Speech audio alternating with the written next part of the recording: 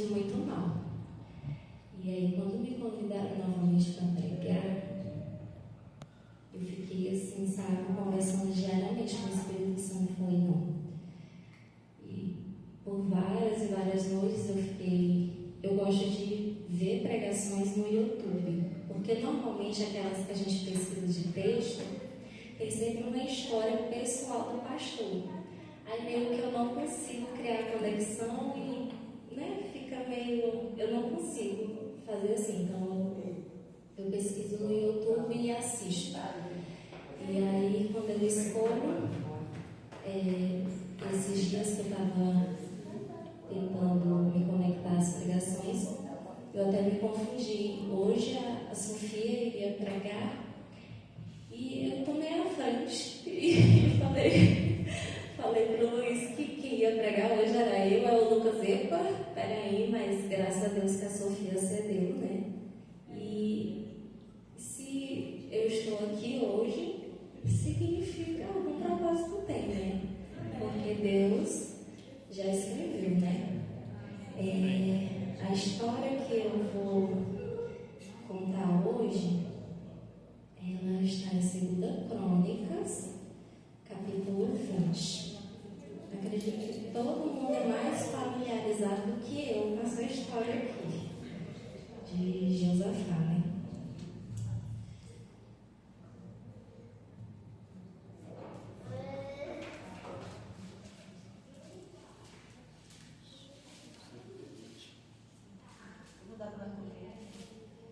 Segunda Crônicas 20, capítulo 20.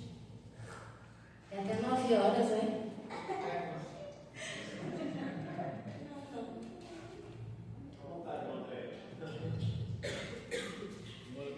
Todo mundo achou? Amém? Vamos orar. Pai querido e Pai amado, nessa noite, Senhor, que o Senhor possa estar me usando em verdade no coração para passar a Tua mensagem, Senhor. Que essa mensagem não venha à toa, que venha como forma de transformação para cada coração e adorador que está aqui esta noite, Senhor. Que o Senhor possa estar nos abençoando com a Tua infinita graça e que possamos sair daqui pessoas melhores, Pai. Em nome do Teu Filho amado Jesus, eu te agradeço. Amém. Bora lá. Vamos começar o capítulo 1, né? Começar do começo. O tema é a vitória de Josafá sobre Moabe e Amon. O tema da minha pregação é o poder do louvor antes da vitória.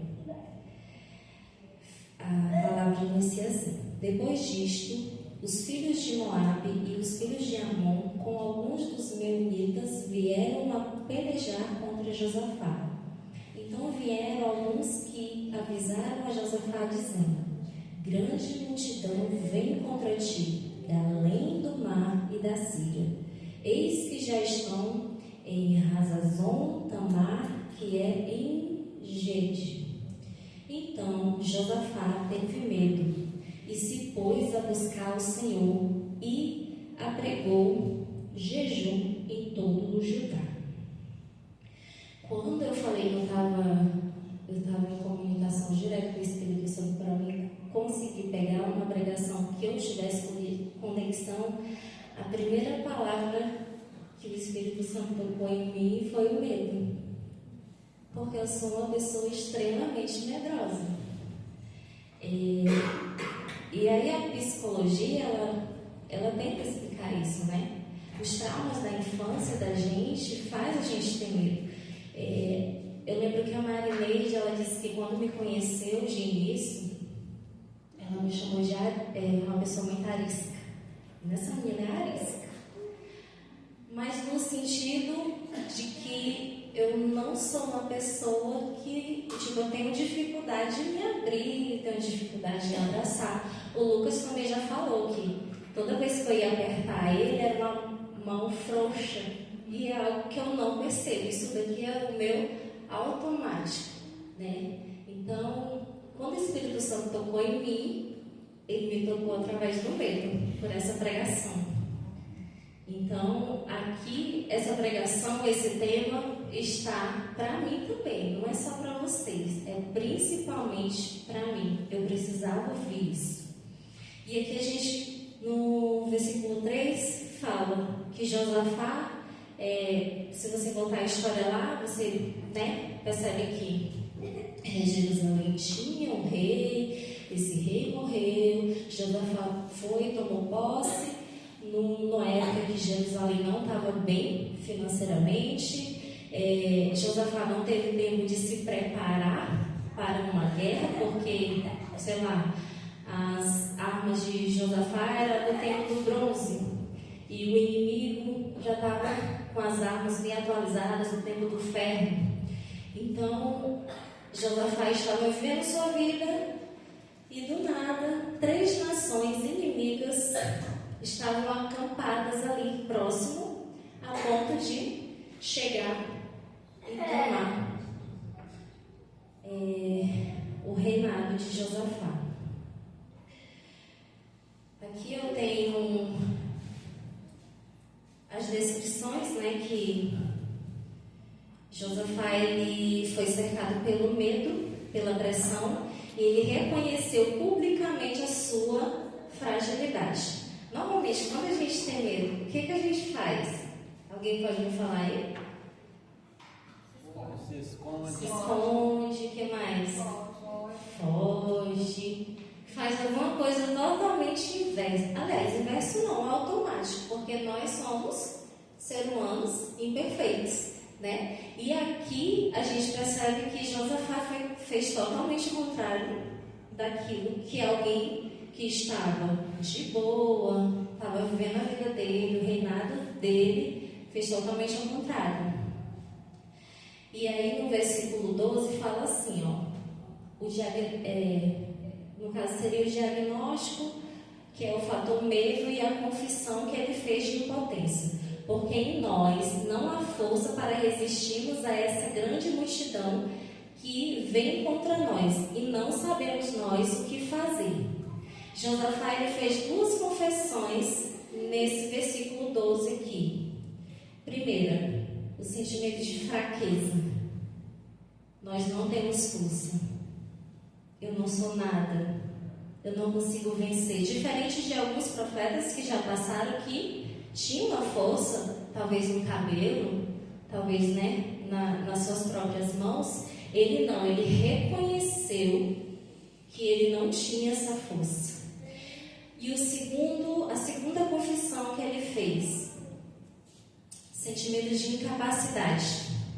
Ele falou, não temos nenhuma estratégia. Ele estava totalmente despreparado naquele momento. E a virada dessa estratégia que ele não tinha, e o medo afastou, era para afastar Josafá de Deus, ele poderia ter fugido, mas não. Isso ele não o afastou de Deus, ele empurrou para Deus. A história fala que a oração não é poderosa em si mesmo. Ela é o instrumento para a gente fraca acionar o Todo-Poderoso. Ou seja, eu vou orar porque eu já venci. Eu já sou poderoso em Deus. Eu reconheço que eu preciso da força dele para mim. Não que Deus me escolheu e eu posso todas as coisas, e se eu fizer alguma decisão, Deus vai aceitar, porque eu sou ungido de Deus. Não é dessa forma. E aqui a gente tem uns pontos, Quando eu devo orar? No versículo 3 fala que eu devo orar quando o inimigo ataca. No versículo 3 também fala que eu devo orar quando o medo aperta. No versículo 12 fala que eu devo orar quando eu sentir impotência. E como orar? Aqui Josafá trouxe um exemplo muito lindo e maravilhoso, em conjunto. Eu digo que essa oração foi muito para mim, porque eu tinha o hábito de chegar em casa ou de manhã mesmo, eu entrar no meu quarto, fechar a porta e fazer minhas coisas. Os meninos vinham e eu dizia, vai pra lá, mãe, que eu estou ocupada. E a gente vê aqui que Josafá, além dele como líder, reconhecer a fraqueza dele, ele demonstrou para todos a fraqueza dele e em conjunto ele fez todo mundo orar. Será que a gente está fazendo isso dentro da nossa casa? Chamando a nossa família para orar? Ainda que seja no almoço, no café da manhã, no culto familiar. Será que às vezes, pelo fato das crianças fazerem barulho ou incomodar um pouco, porque tem dia que eles estão, nos 220, será que a gente deveria continuar a fazer isso? Será que o conjunto não é melhor? Ou muitas vezes, eu vi já comentários de mães que falam assim, mas eu deixo ele escutar essa música no sábado, porque se eu disser para ele que não pode, aí pronto, o menino nunca vai ir para a igreja mesmo, porque eu vou ficar proibindo ele de fazer as coisas ao sábado? Será que isso é o que Deus quer para a nossa vida, para a nossa família? Então a gente tem esse exemplo de Josafá, A anatomia de uma oração vitoriosa, como é?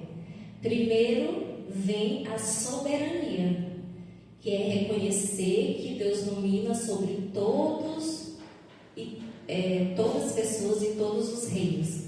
Para Ele não há nada impossível. Então a gente sabe que nessa caminhada de Josafá, ele de fato reconheceu que Deus era dono de todas as coisas, principalmente daquela batalha. Ele teve medo, mas ele se prostrou. A Bíblia fala que ele colocou a sua face no chão e se prostrou, se humilhou perante Deus e disse, Senhor, essa batalha eu não consigo, mas Tu consegue. Então ele reconheceu a soberania de Deus naquele momento. A segunda anatomia dessa oração vitoriosa que ele fez foi a promessa.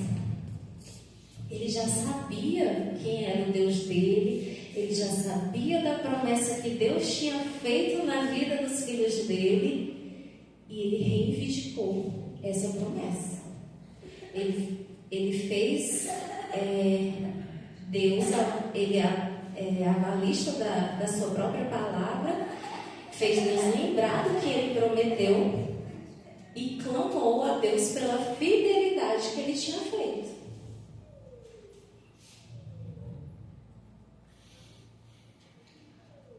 A segunda arma que Josafá fez foi o jejum e o senso de urgência.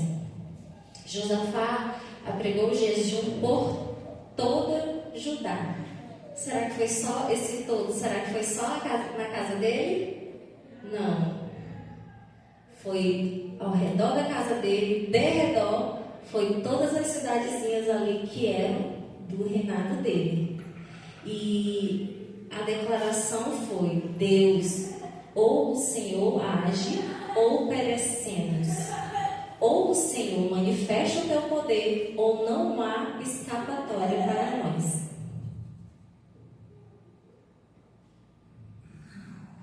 A instrução divina foi dai ouvidos.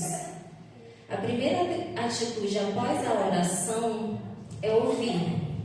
Então ele orou e se atentou ao que Deus iria orar. Ele não simplesmente orou e falou, Senhor, que seja feita a tua vontade, que eu consiga lá aquele emprego, eu vou lá fazer entrevista, viu? Mas que seja feita a tua vontade. Vai dar certo, né, Deus? Não.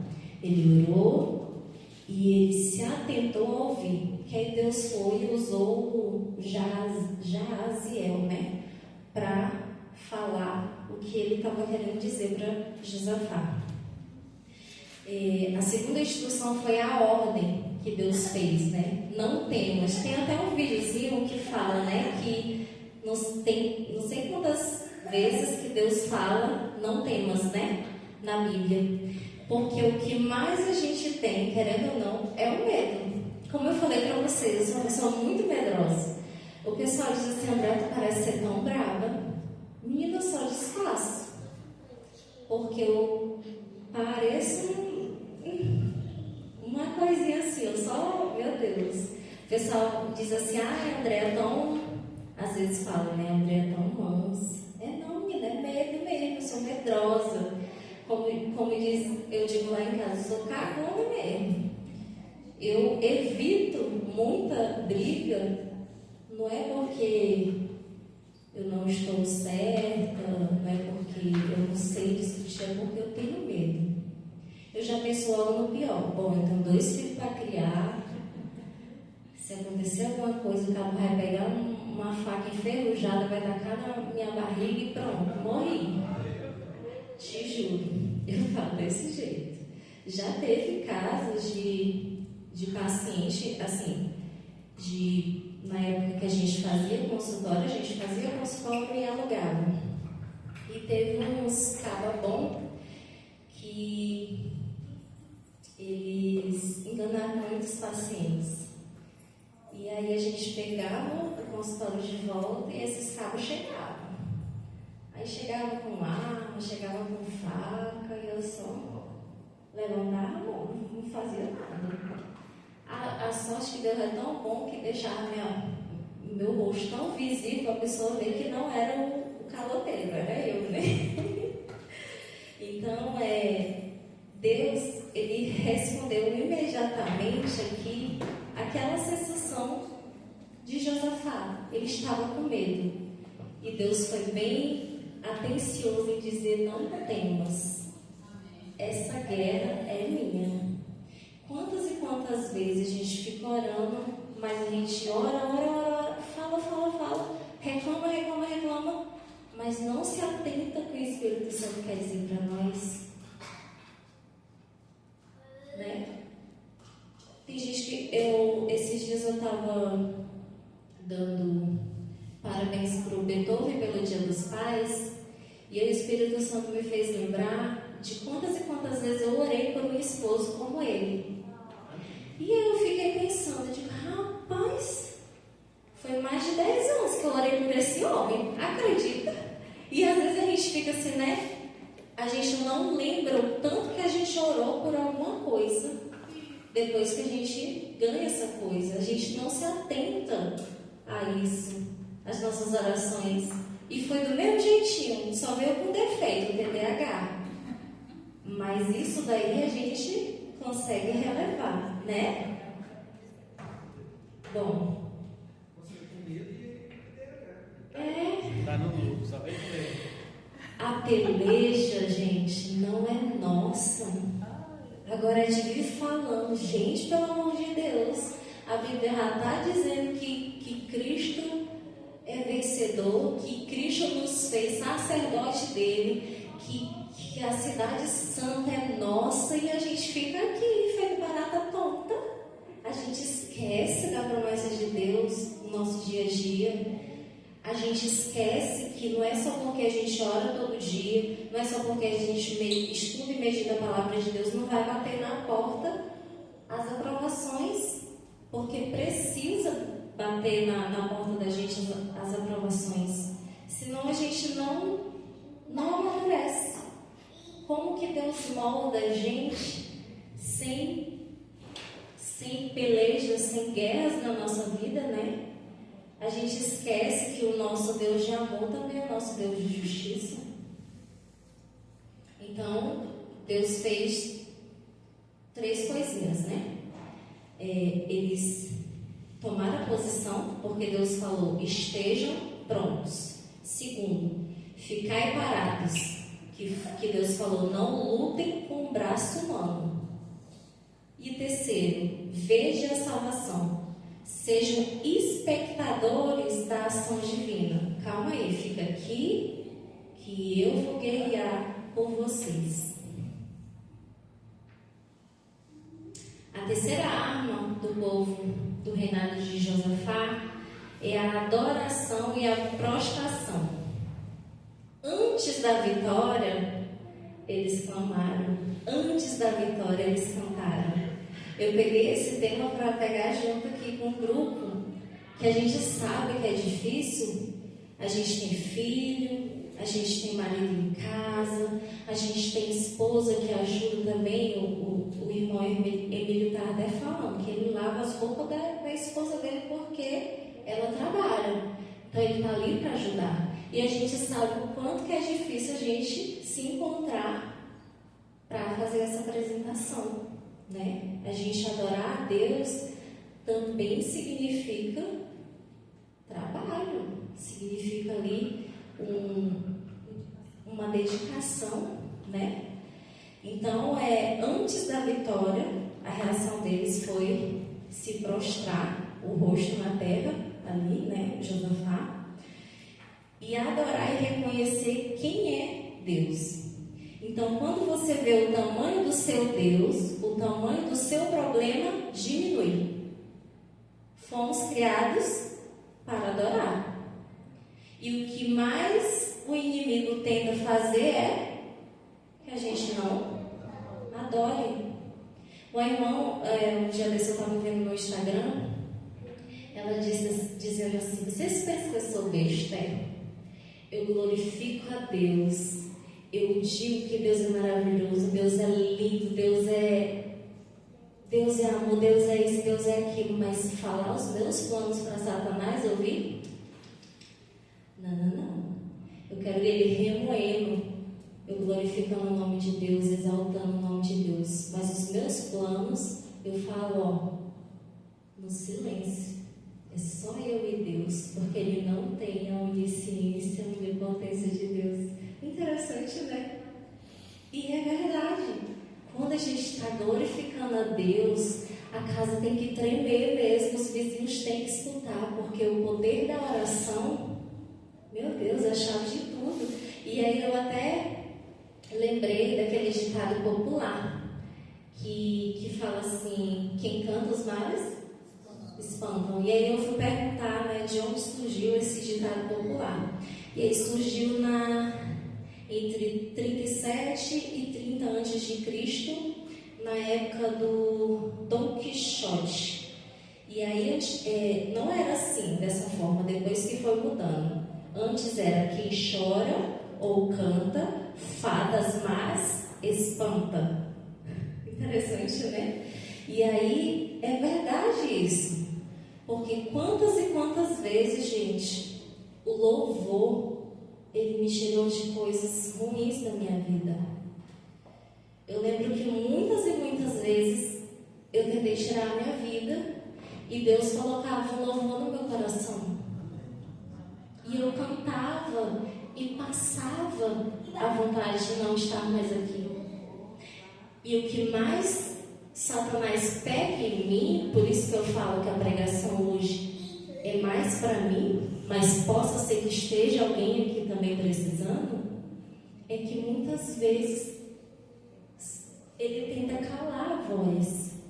Ele não quer ver a gente em adoração, porque isso deixa chateado. Ele não quer ouvir a gente declarando o quanto que Deus é amor, o quanto que Deus é perfeito no seu fazer, no seu criar. E a gente não pode se calar. Tá com medo? Cante. Tá com alguma preocupação? Cante. Não deixe ele calar sua voz, irmão.